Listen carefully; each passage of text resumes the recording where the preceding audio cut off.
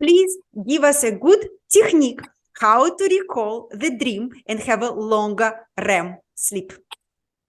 So the easiest way to think about recalling REM is to increase your awareness of your awareness.